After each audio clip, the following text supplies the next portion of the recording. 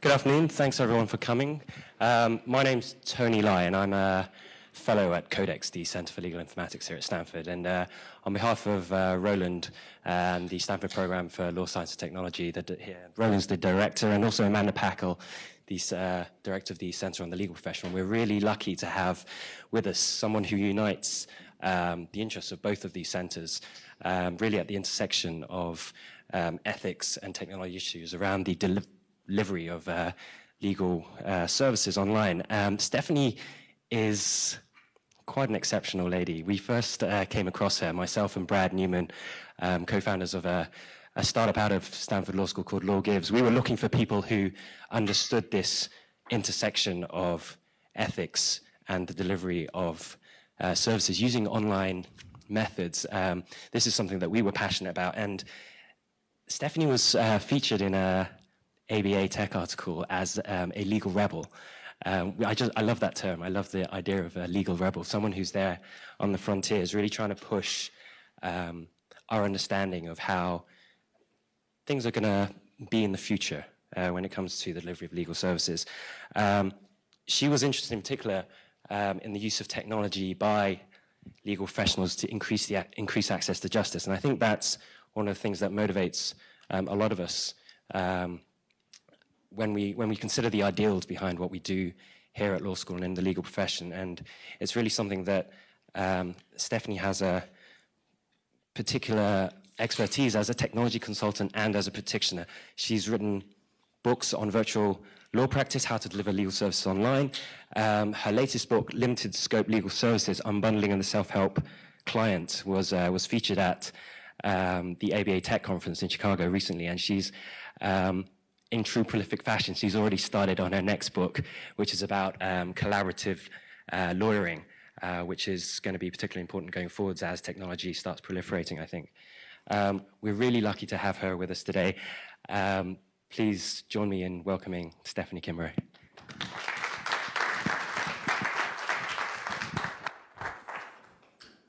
Thank you. My agenda for today is to convince you all of the benefits of unbundling in our legal profession and the use of technology to unbundle and deliver services. So I want to start with a general background on the legal marketplace, and most of you are familiar with some of these, but I think it helps to pull the whole picture together. A couple years ago, 2009, the revised edition of Richard Suskind's End of Lawyers came out, in which he talked about the commoditization of legal services and how information technology is being used to change the way that we deliver services to our clients. And more recently, this past year, we had an article come out in the New York Times by several Brookings Institute economists, and they later published a book called First Thing We Do, Let's Deregulate All the Lawyers. So not only do we have some discontent within the legal profession, but we also have it coming from the public and other professions who are looking at us and saying something is wrong with the delivery, and what can we do to change this? So let's look at the public, who are the ones who are receiving legal services, the people that we serve. Our concept of customer service has radically changed in the last 5 to 10 years. It used to be that clients wanted to come into the office to meet with us face-to-face. They had to take time off of work, they had to arrange for childcare, they had to drive to the office, make an appointment. But today, the concept of accessibility has changed dramatically. Now, accessibility with a legal professional means convenience. It means being able to go online, communicate with them when it's convenient for the lawyer and the client. So our clients are used to communicating in ways that are almost instantaneous. They share using different forms of social media platforms with their friends and their family. They do everything from bank, invest, they shop online, they pay their taxes online, they earn degrees online. All of this change in consumer behavior, and then they go and they look for legal professionals, and they can't often find us or easily find us. Now, Empowered consumers today use ratings and review sites. We have Avvo, and there's some legal tech startups that are also facilitating consumers, empowering them to rate and review legal services, attorney fees. Some of these are actually based in California. And then we also have a public that is inundated with the option of non-lawyer legal service companies like Rocket Lawyer, who I think a year and a half ago got Google venture funding. LegalZoom, we're all familiar with their marketing budget on TV ads. But then there are also some other legal tech startups that are also posing this question to the legal profession of, can we collaborate or do we compete with these non-lawyer legal service companies? And the public is seeing these as, well, we go online, we search, we look for these options. What are we seeing? These types of services. We also have to think about our future clients. Right now, I say we're in the Facebook generation. We have grandparents who go online to Facebook who will post things just to communicate with their friends, their children, their grandchildren. They'll use Skype. So they're using it for those types of purposes, but the next generation are going to be the digital natives. And there's a book I always recommend, Born Digital by John Palfrey and Urs Gasser of Harvard University, that talk about this next generation and how digitally ingrained they're going to be in ways of communicating.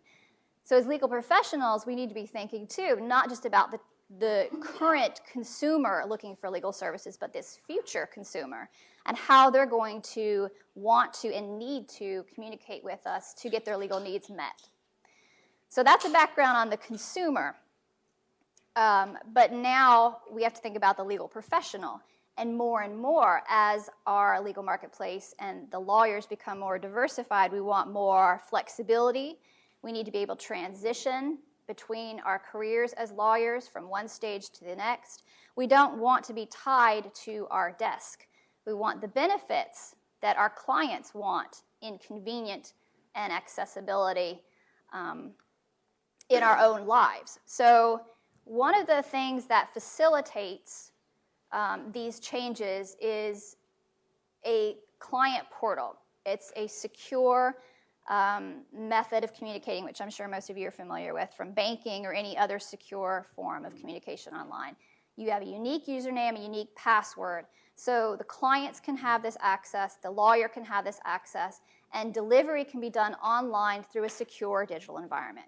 And we call this virtual practice or online delivery. So that's just a basic background of the legal marketplace and the changes that we're seeing that we need to adapt to. I want to make this more interactive, so if anyone has any questions at any point, please feel free to just raise your hand and stop me, and I'll take questions afterwards as well. The primary form of legal service delivery online is through cloud computing, and I know almost everyone in this room is familiar with what cloud computing and software as a service is. So I'm not going to go into a great deal of depth on this, other than to explain that what is so empowering about cloud computing for the legal profession is that in the past, only larger law firms were able to afford to customize IT to serve the public. Cloud computing enables solos and smaller firms and even medium-sized firms to be able to access systems and to pool a user base that can create these systems and make it affordable for those other lawyers to use. So that is what is changing in the use of cloud computing. And two, it's important to understand the transfer of data in the cloud and how that will affect the ethics issues that may come up in online delivery. As we all know, when you enter your law office data into the cloud, it is then transferred to the technology provider that the lawyer or law firm has chosen to entrust with their data. But often that technology provider is actually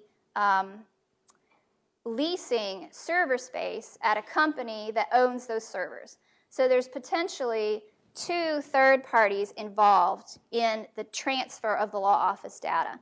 which means there are two separate service level agreements or user agreements that the law firm needs to be aware of how that information, the transfer of their information is handled in terms of confidentiality and access. We'll talk about that in a minute when I talk about ethics.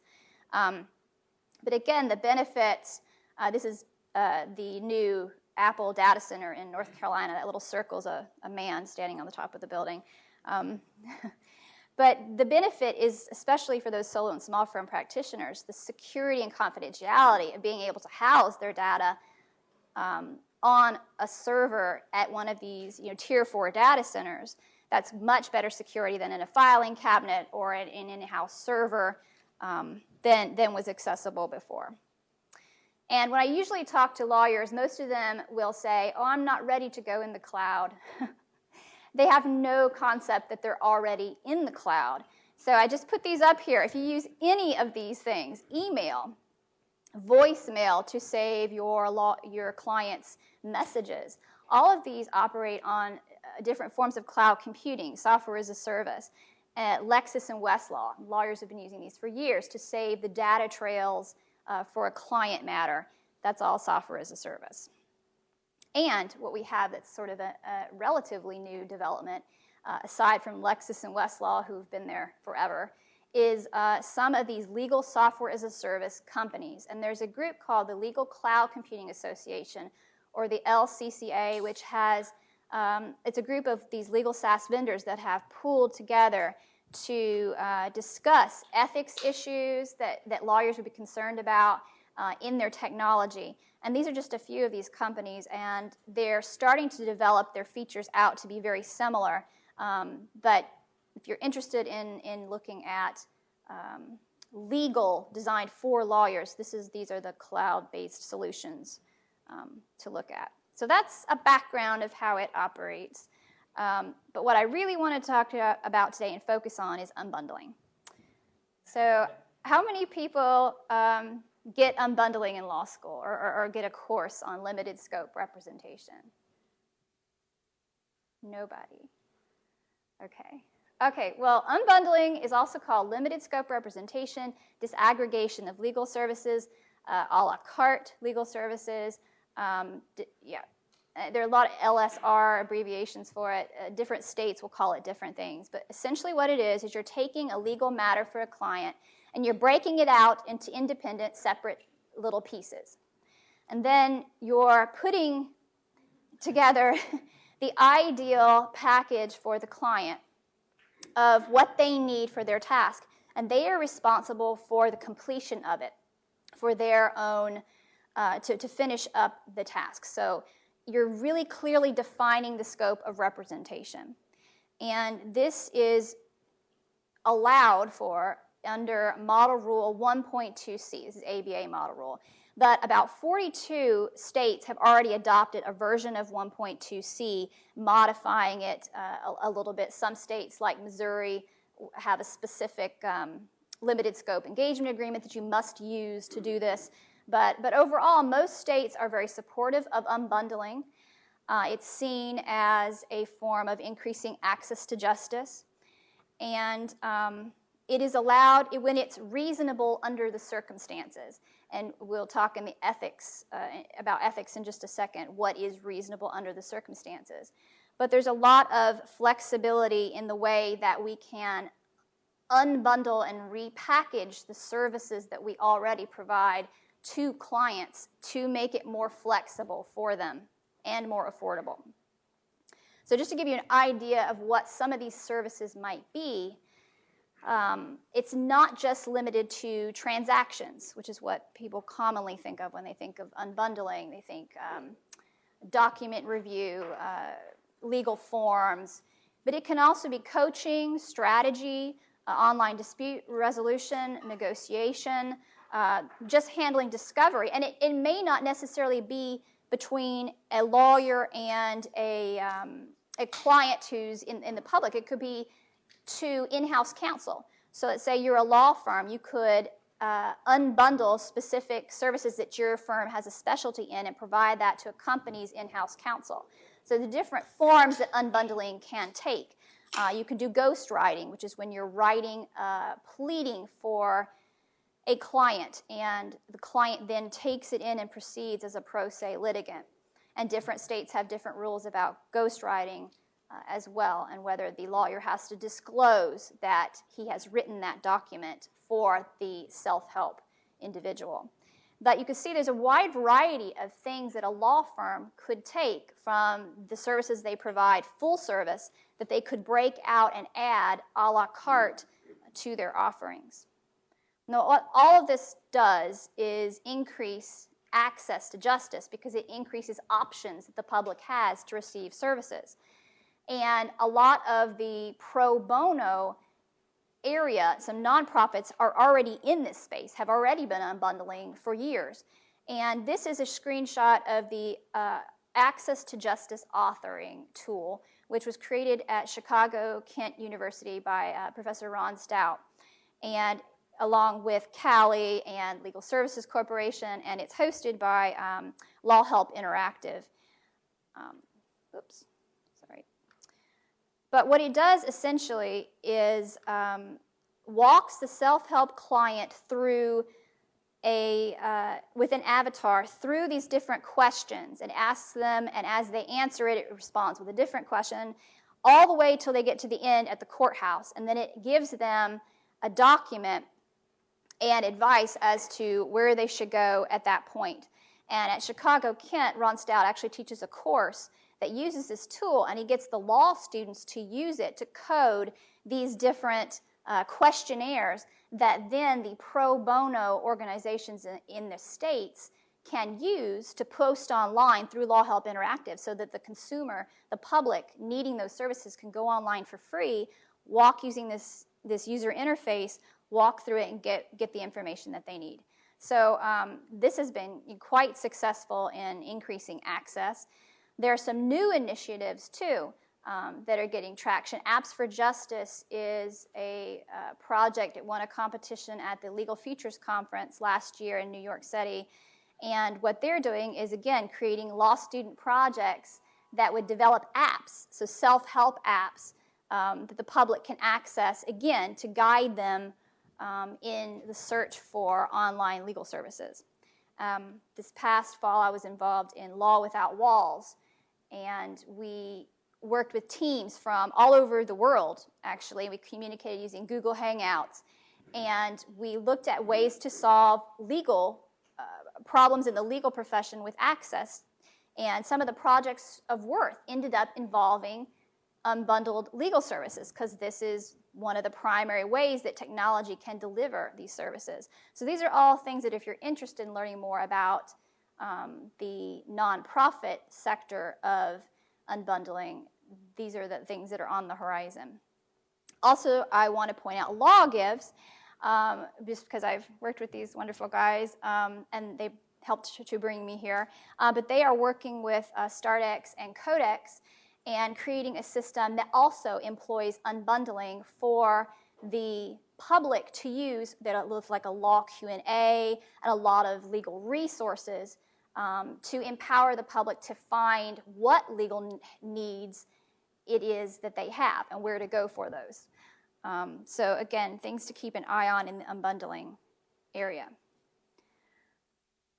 I want to look now at delivery methods. So how do you actually deliver unbundled services using technology? The primary method has always been document assembly and automation, again, because most people focused on unbundling in terms of transactions-based services. And I'm sure most of you are familiar with hot docs. They've been around the longest. But also Concision, Exari, Rapid Docs works with direct law to provide this type of service for lawyers. And Docracy is one of the newest web-based systems. But these document assembly and automation tools go just beyond streamlining the workflow. They don't just create contracts and legal forms that speed up the process, but they actually have client intake procedures that can be web-based. So the client comes in, they enter and answer questions about their legal needs. It generates a legal document that the lawyer and the client can review and edit, and then it can be sold directly to the client, or it can be used in conjunction with litigation or other matters. But we're also looking now at more collaborative online assembly programs that show you the document as you're writing and entering the data, show the creation of it online to both parties, sort of a collaborative method. And the way that these document assembly and automation tools are being used to deliver the services are through the connection of them with an online case and client management system. So they may be embedded inside one of these legal SaaS products that will deliver that completed legal form directly to the client and lawyer online. Outsourcing is another way that we're seeing unbundling services used a lot. These are two companies that are probably the most well-known. But the primary method of delivering those outsourced services is unbundling specific tasks. Document review, document preparation is outsourced, and then it's delivered online back to the law firm or to the in-house counsel. But outsourcing is another delivery method of these services. This is a screenshot of a case and client management tool. This is what I use for my law firm. And this is not my actual law firm. It's a test site. But all of the functionality that I would have in a traditional brick and mortar practice, I have within this cloud-based system. And this is Total Attorneys. My husband and I actually developed this system for me about 6 years ago, and I've been using it to deliver unbundled estate planning online to clients for that long. And then it was acquired by Total Attorneys, which is a Chicago-based company, in 2009, and they've taken it and developed the features out of much more. But you can see I have billing options. I do primarily fixed fee, but I also have the flexibility of unbundling and packaging for fixed fee, and then adding billable hours as well for certain projects. So a lot of flexibility in the fee arrangements through this system. But a lot of law firms are turning to these types of solutions because on the other side, my clients are able to log in securely and communicate with me. We have discussion threads. We have sharing of documents. They can request conferences with me. We can do calendaring, tasks, all of that within the secure environment. And I will get activity alerts on my Droid, that somebody's logged in, so I don't have to be in here all the time. But it really does facilitate the ability for me to unbundle services of different types.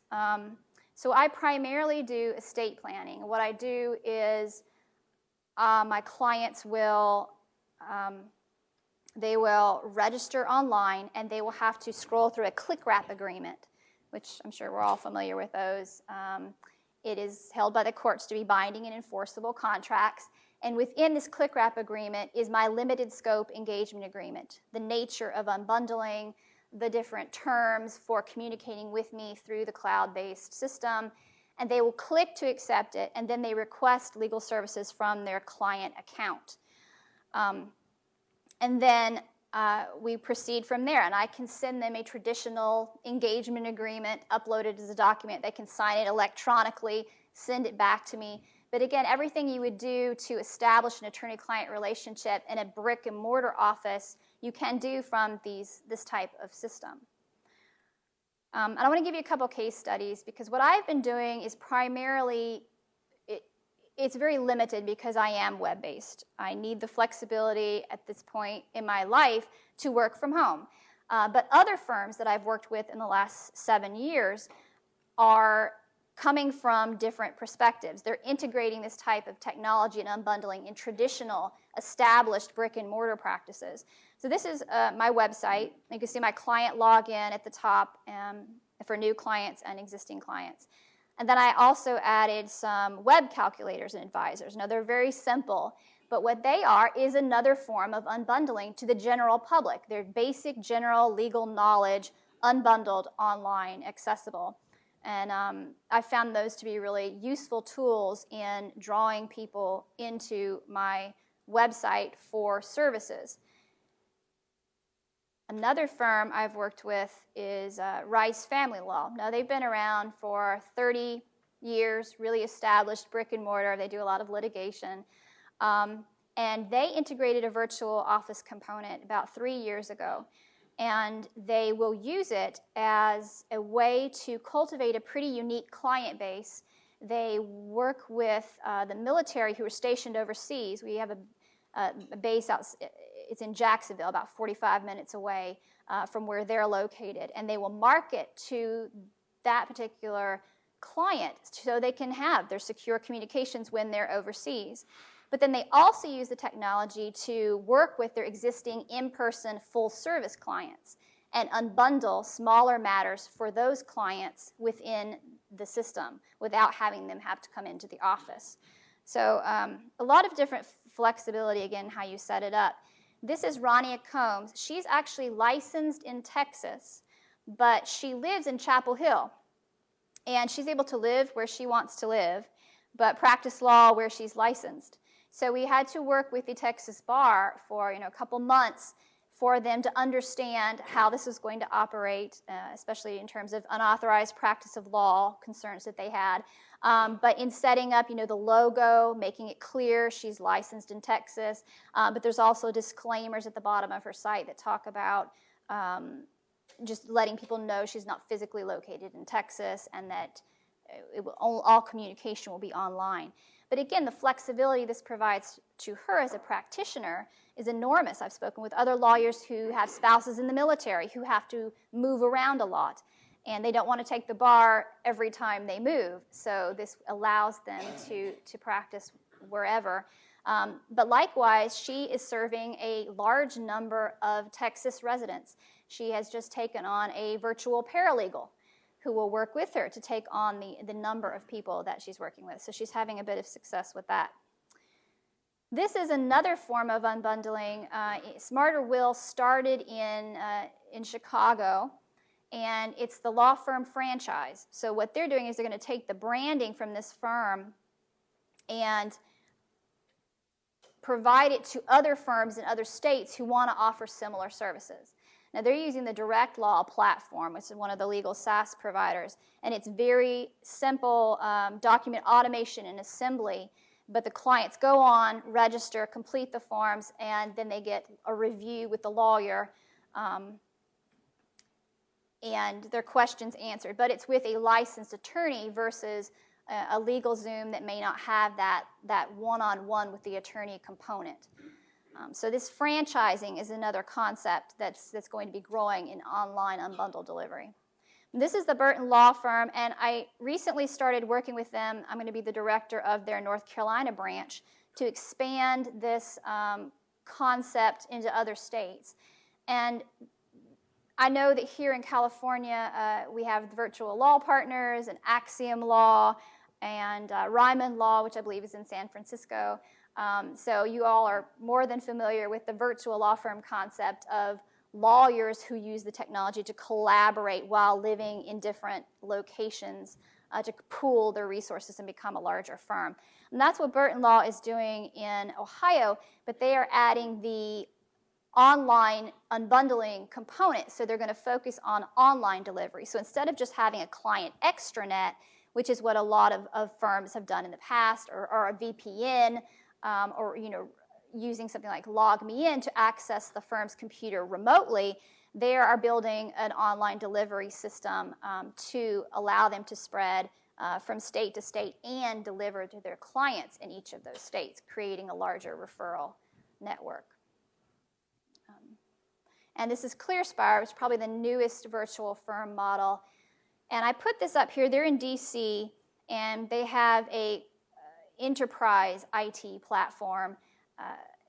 And I put them up here largely because I just lost my train of thought. I'm sorry.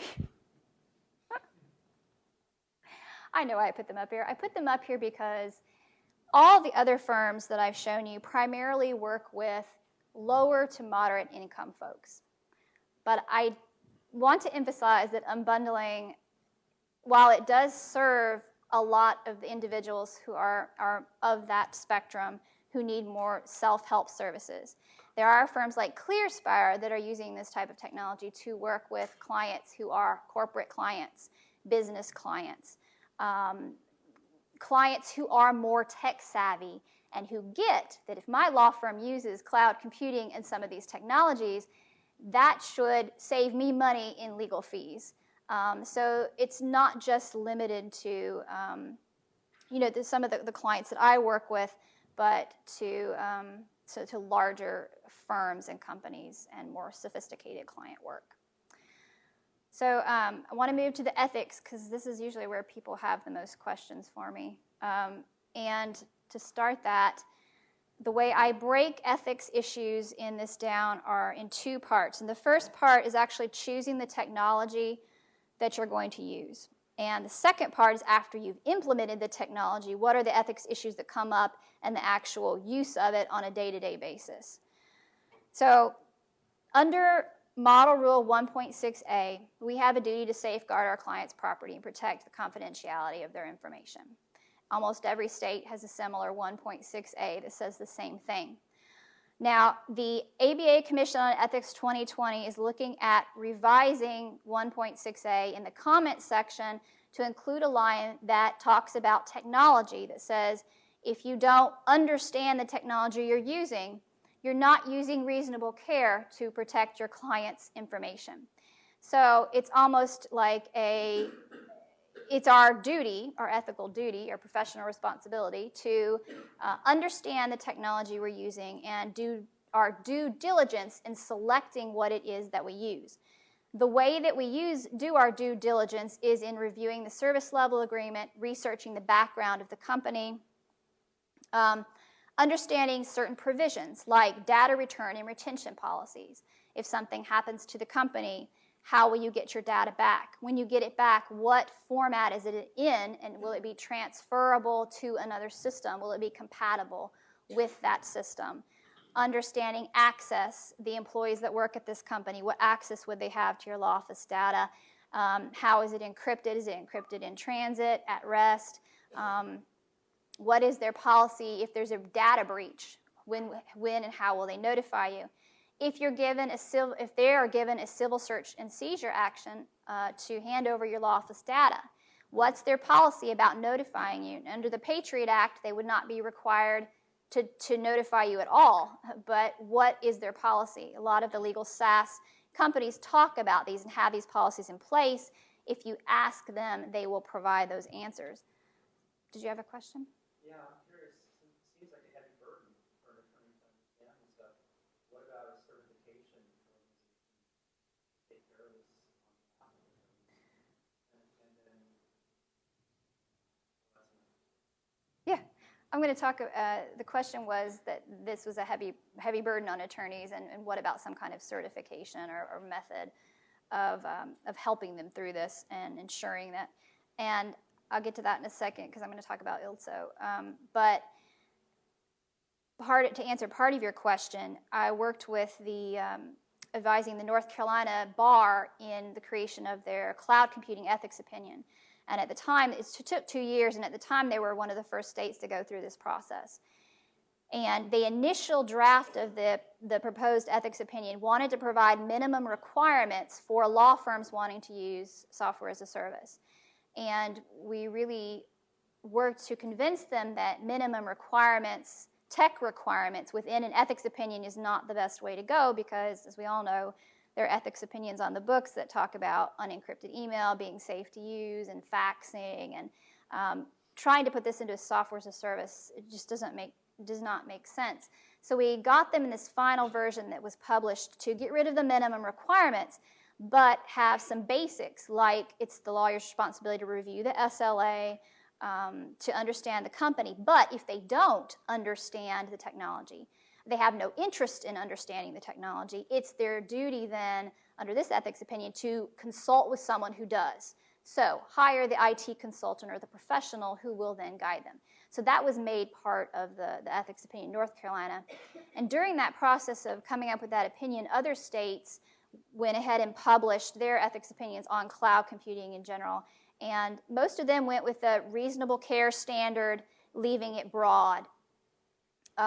Some of them pointed to other forms of guidance that are published on the topic.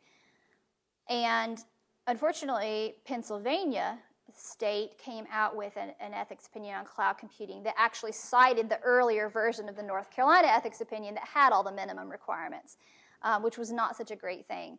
But they're not mandatory. They're a voluntary organization. But lawyers will still look at those minimum requirements most likely and stick with that. So every state is going through this process right now of figuring out how to advise their lawyers on cloud computing, on doing it ethically. So depending on what state you're going to practice, just keep an eye on it. Here in California, you guys have a proposed ethics opinion on virtual law offices. I saw that. The feedback period on that may be over by now, but initially it was around similar terms of using reasonable care or finding a consultant who can advise you on that. And there is an organization, too, that is attempting to provide a more standardized set of guidelines for the legal profession. It's called ILTSO. It's the International Legal Technology Standards Organization, and they published these last April. And it's a group of IT consultants and lawyers from both small and large firms who created these standards, and they're tiered. So based on the type of firm you work at, whether you're a solo or a medium size, it gives you where you should be in the size of the firm that you are. It looks at use of mobile devices and security.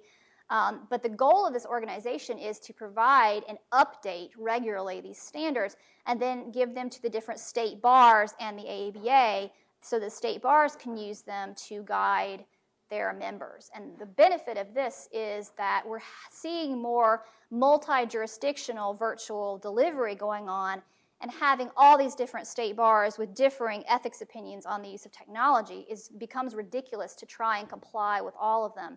If there were some standard that we could point to that was regularly updated, it would really facilitate the growth of that type of firm structure and, in turn, increase access to justice by giving the public more options to choose from. So after you've implemented the technology or you've hired your IT consultant to advise you on how to do so, there's the day-to-day use of it that a lot of the other ethics issues come up. So there's unauthorized practice of law, and there are a lot of simple ways to avoid that, from posting all over your website and in disclaimers where you're licensed to practice, but also through different online methods, like you could set up a jurisdiction check within your system. That's what I have on mine. So if a client from Ohio registers on my virtual law office, it will send me a red flag and say, this client's in Ohio, you may not be able to handle the issue. Now, I've worked with clients from other states, so I just have to see what the matter is and can work with them and can just uncheck that there's a conflict. But it also notifies my clients on their end that, hey, there may be a jurisdiction issue here. This lawyer is only licensed to practice in North Carolina. So some malpractice checks like that can be built into the technology. But really, it's no different than a traditional brick-and-mortar law firm would deal with similar UPL issues in trying to work with a client who's located in another state. Authenticating client ID comes up much more often, as does judging competency online. How can I tell that the person I'm working with in a text-based communication is who they say they are? How do I know that they're understanding the information I'm providing them?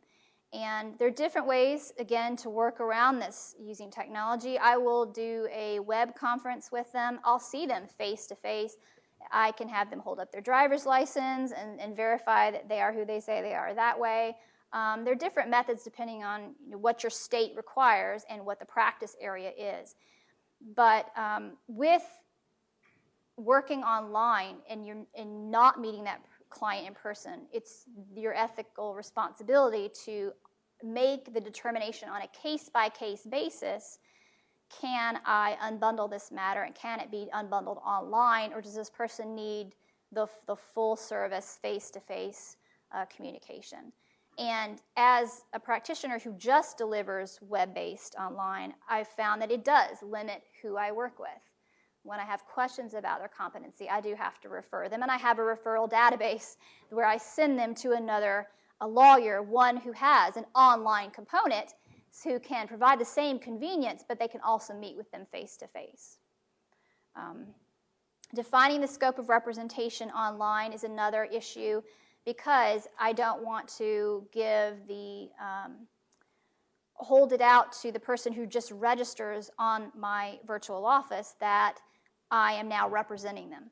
So I have to be very careful about responding to all those online requests in a way that lets them know whether or not we have actually formed an attorney-client relationship.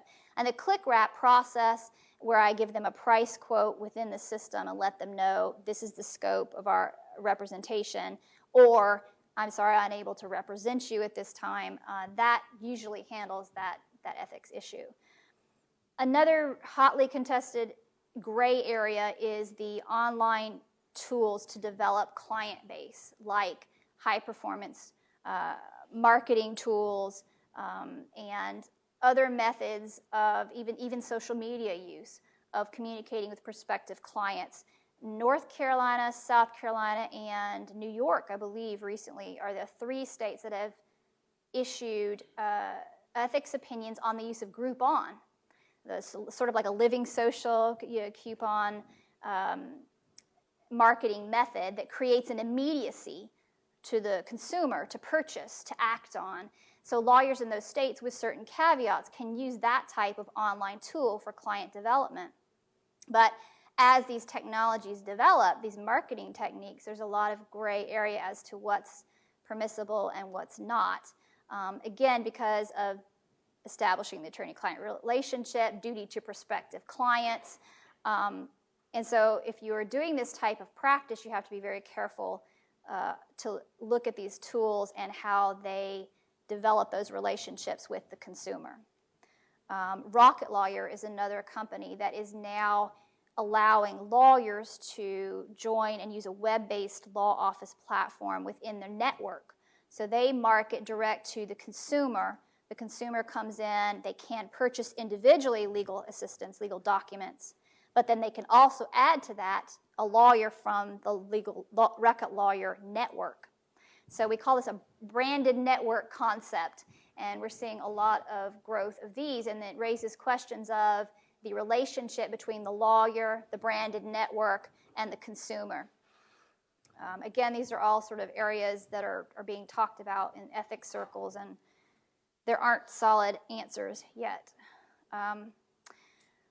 So aside from those ethics issues, there's basic best practices, which I'm sure I don't have to go into great detail for you all, but there's security issues like creating unique username and passwords, keeping them updated, using password manager tools like KeyPass, making sure you use a protective screen on your laptop or your iPad when you're out in public, not using the free Wi-Fi at the Starbucks to do your law office work.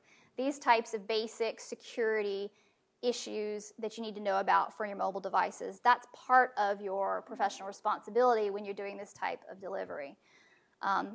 So unbundling best practices are ethics issues completely into their own. So aside from understanding the technology you're using and using it on a daily basis, you also have to be aware of creating practices that will allow you to comply with Model Rule 1.2c for unbundling. And that is, you can use reasonable care to unbundle under the circumstances. So to do this, to decide what you can and can't unbundle, you should go through a client intake process, a really thorough one that identifies any collateral issues that may be involved in the client's legal need. Coming up with checklists of what the client is going to be responsible for after you have done that specific unbundled part of the project. And client education with unbundling is a key component. And a lot of the sites that are out there that are providing unbundled services are providing legal education, Q&A sites or documents or blog posts, even just with basic general legal knowledge. That the client needs to understand. What would I get if I got full representation? Because a lot of times they're looking strictly at the cost. This is more affordable than that. But they don't really understand with full service I would get X, Y, and Z. So part of your responsibility in unbundling is to let them know what full service would be versus unbundled and what they have to do to complete their legal need. And the best way to do this is through the limited scope engagement agreement. And you would attach a checklist to the back of this agreement with this type of education for the client. And again, this can be all done in digital format with click wrap agreements or just uploading them to the client that way. Or it can be done in a traditional law firm with a traditional written limited scope engagement agreement.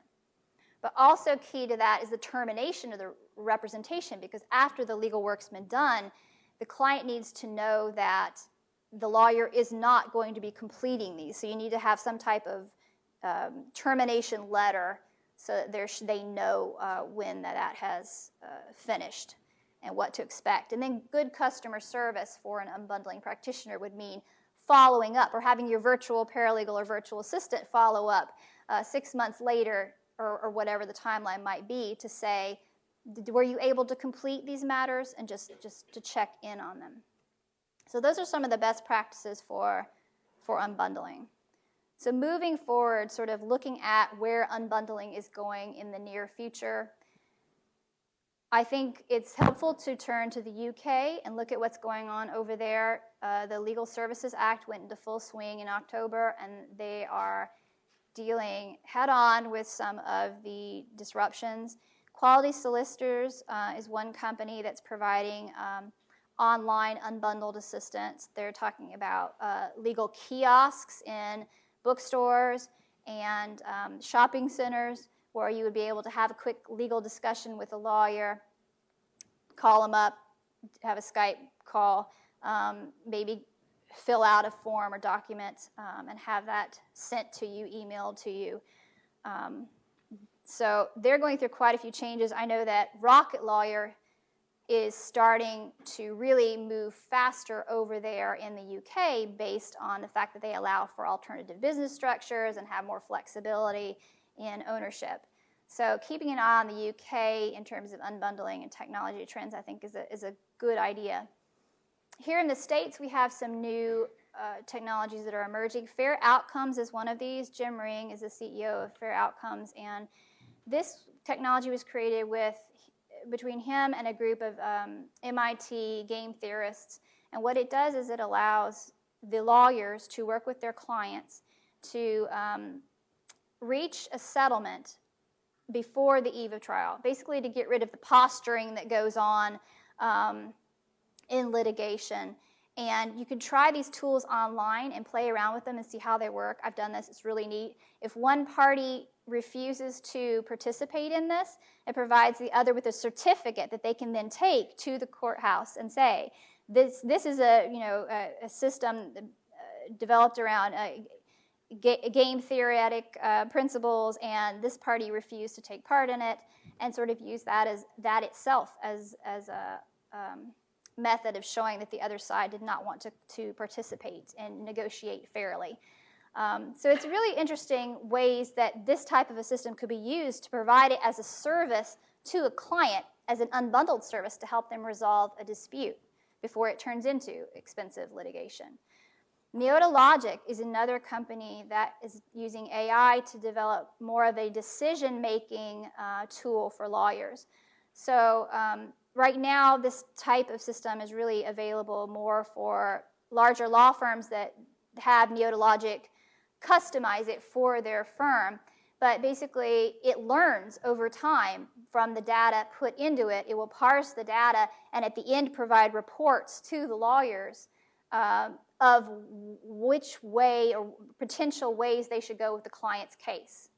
So you can again, you can see examples of it if you go to their website and kind of see a sample. I think it's a human resources model. You go through to the end and see the report it generates. But these types of learning systems that provide decision-making assistance to lawyers can be used as an unbundled tool, but it can also speed up and make more affordable the delivery of legal services to a larger number of people. Choice boxing is another concept that's out there that's being developed. Mark Lauritsen, who's one of the co-chairs of the e-lawyering task force, I work with him, and he wrote a book called Knowledge Management for Lawyers.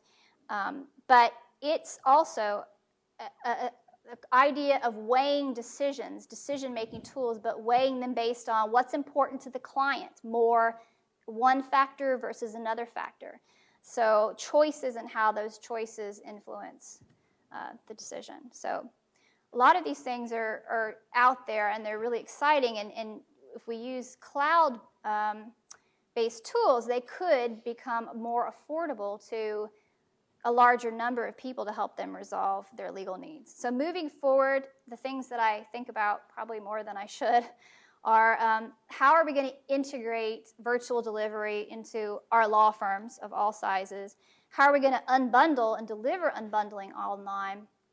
But more importantly, how can private practitioners and law firms collaborate with different legal service organizations and with the law schools and with the non-lawyer legal service companies to increase access to justice? We all have that common goal, but how can we use technology to ensure that we are serving the public? So those are my questions for the day. Does anybody have any thoughts or ideas? Or anything else you've seen that's going on in the unbundling world?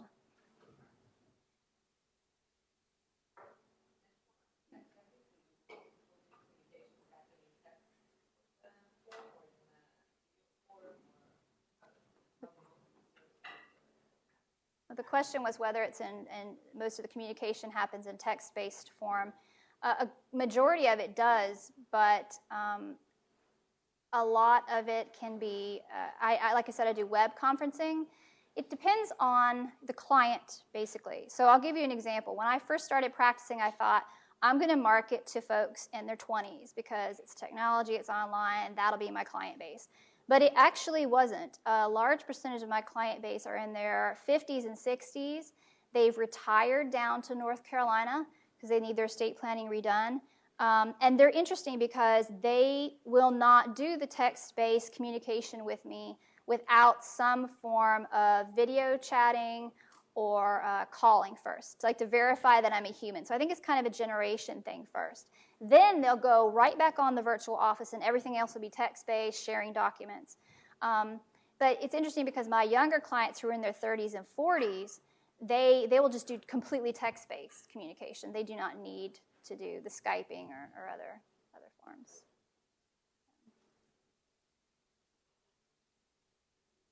Thank you. One question I had, you touched upon a couple of areas where you said this is gray, still developing regulations and standards around these. So in your experience, seeing all these different new services develop, what are the ways in which the people who try to get this off the ground are able to interact with regulators? Have you found that these are open to discussion and really helpful? Or do these entrepreneurs take more of a laissez-faire approach, see what happens until they get a response? Yeah, it's really, the question was how do these different groups interact, I think, with each other to get anything done. Right. And that's where it does become tricky because each group has its own existing biases against the other. So, for example, the legal services industry takes sometimes a negative view of unbundling. They believe that everyone is entitled to full service representation. Well, that's a nice ideal, and yes, they are. But is that going to happen? You know, no. So they need to give a little and adopt more limited scope. Allow volunteer lawyers who want to deliver unbundling, let them do that. So sometimes just breaking down those barriers is a challenge. But also, I think the lawyers, too, don't want to say, well, I provide unbundled services, because that term kind of sounds like I provide lower quality services. And that's not what it means. It can be just as good a quality service, just a limited scope. So some of those negative images of unbundling are going to have to change, and it's getting there.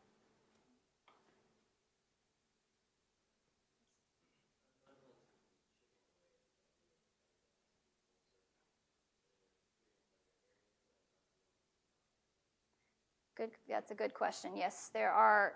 The question was, are there areas of unbundling that do not make sense? Yes. Criminal is one area of law, criminal matters.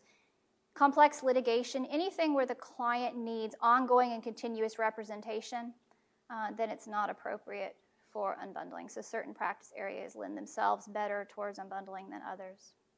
Yeah. Thank you again for your presentation. I was just wondering, you mentioned the click wrap agreements as a way to limit the scope of representation. I was wondering, have click wrap agreements been tested in court yet? I mean, we're familiar with ProCD and Judge Easterbrook and so forth, Yes. but I was wondering, in this specific factual context. No, not in this specific factual context. The click wraps have not been tested by the court. And I also get asked sometimes if there have been any malpractice claims or cases have come out about virtual law practices or online delivery. And so far, there have not been any. Yeah.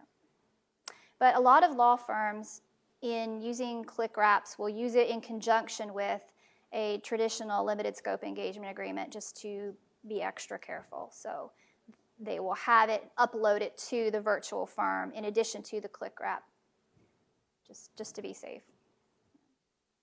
Yes?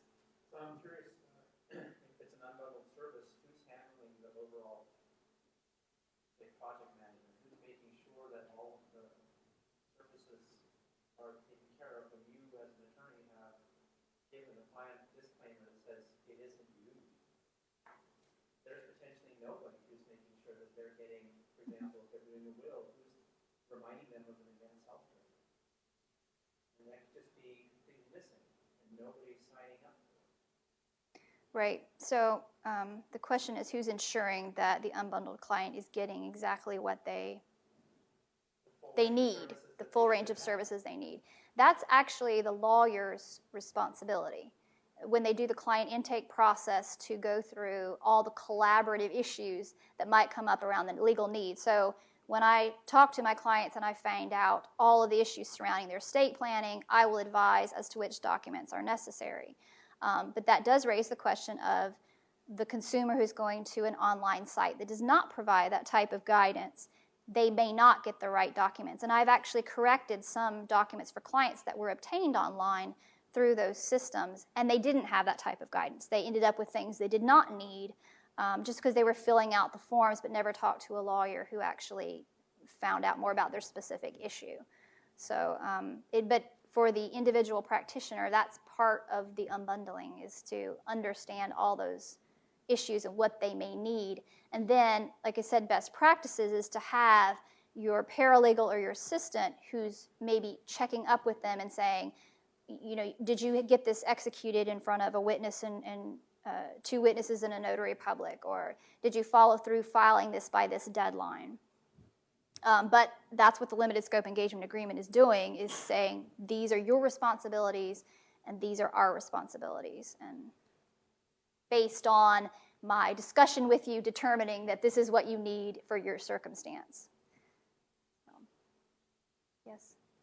I'm loving that we're having this conversation, in part because I think the more options that lawyers have of being lawyers, the different ways we think of how we are of service, I think that's good for lawyers to have different options. But as you said, I think it's also very good for the people that we serve to have options in terms of what kind of service they want, what kind of price point do they want, what kind of options are available to them. I'm curious to know, for you in your private practice, is it just you? Do you have a paralegal? Do you have virtual assistants? How does that work for you? In my estate planning practice, I have a virtual assistant that I use on a project basis. I've never met her in person. I know she lives in North Carolina. We communicate completely online. So I work with her. The Burton law firm that I've just started working with is a larger firm with more attorneys. So they have a separate company that provides virtual assistants to them. There's the main director of the company, and then she outsources those projects to other people. But that's primarily the way of working with it.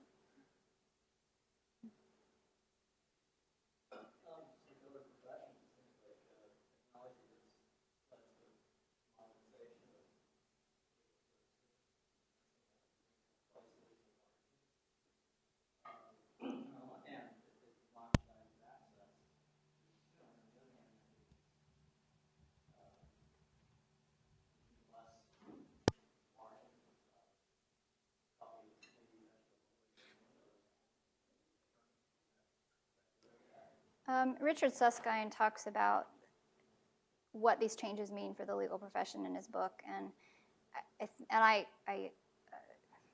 yes, it means more lawyers who provide bespoke or very niche practice areas, and fewer lawyers who are perhaps associates doing work that can then be outsourced, or that the technology does a lot of that work for them. I think that's a major change. And the problem, of course, that we see is that, of course, not for Stanford law, but a lot of other law schools are dealing with graduates with high law school debt who cannot find jobs in that type of environment. Raises a lot of issues for our profession. Yes. I wonder whether it is about the services that being provided also by non-lawyers. I'm particularly thinking about the reference to the UK, the Legal Services Act, that creates these alternative business structures that allow for non-lawyers to all these companies to deliver some legal services. And also I'd like to ask you whether you think there might be a conflict of interest of a company that have shareholders, that the primary interest is profit, make money for the shareholders, and also to have clients that they want to resolve the disputes as quickly and as effective as possible. Whether people that would create a conflict of interest, for instance, recommended litigation, because that would be more revenues to these companies. That's a good question about alternative business structures. And I've been reading about some of it. The Ethics Commission, ABA Commission on Ethics 2020, reviewed alternative business structures and whether we thought it would be something here in the States that we would allow, and came to the conclusion that it should not be because of those potential conflicts. In North Carolina, we have a proposed bill that was published raising the same question. Within North Carolina alone, could we have a non-lawyer ownership of a law firm? And again, most people do not expect that to go through. I think it's just that we're very protectionist here, and there's this fear I hear about the Walmart law firm, you know, when Walmart buys the biggest law firm, and I honestly don't see it happening in the States anytime soon.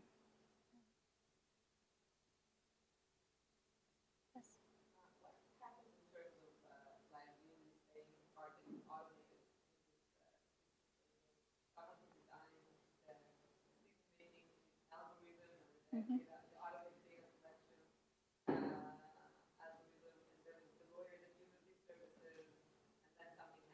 Yep, that's an excellent question. We've been talking about that in our e-lawyering task force, is the liability of the lawyer using a system and the person that creates the system and the questions within that. And the lawyer relies on it. And it is under our responsibility when we're choosing the technology to make sure that the system that we're using is producing, just like with outsourcing, reviewing the material when it comes back to us to make sure it's what our client really needs. The same thing goes for any type of system like this. So I think it is, again, the lawyer's responsibility to check the product that comes out.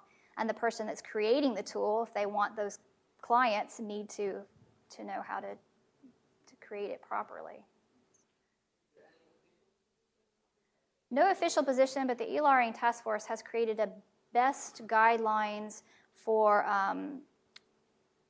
legal service providers, and I believe it's going to go into some of that. When you use a document automation and assembly system, for example, what does it need to have in place? What do you need to look for to ensure that the product you're delivering is what it needs to be? Yes.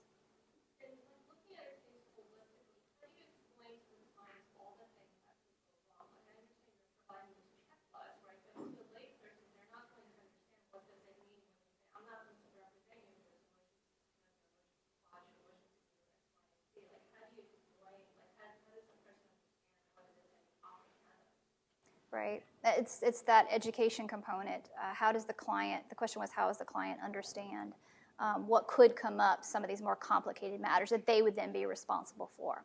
Well, another thing I didn't mention is that unbundling, if it becomes outside of the scope of what the client can handle, they can come back to you for additional unbundled assistance, coaching, guidance, limited appearances. So you explain to them what goes on in a hearing, what may come up if the other side does this or does that. You prepare them as best you can given those circumstances under that agreement. And then if that comes up and they can contact you again, you can provide additional assistance. But again, too, part of the intake process is how complex is this legal matter? Is it appropriate for unbundling, or do they need that continuous and ongoing representation?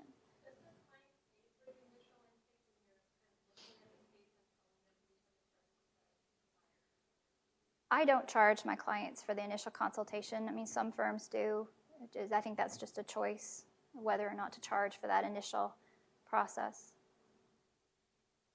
But again, if you have systems that will set up some of that client intake or triage, then it wouldn't cost you that much in terms of time in order to make that determination. Yes?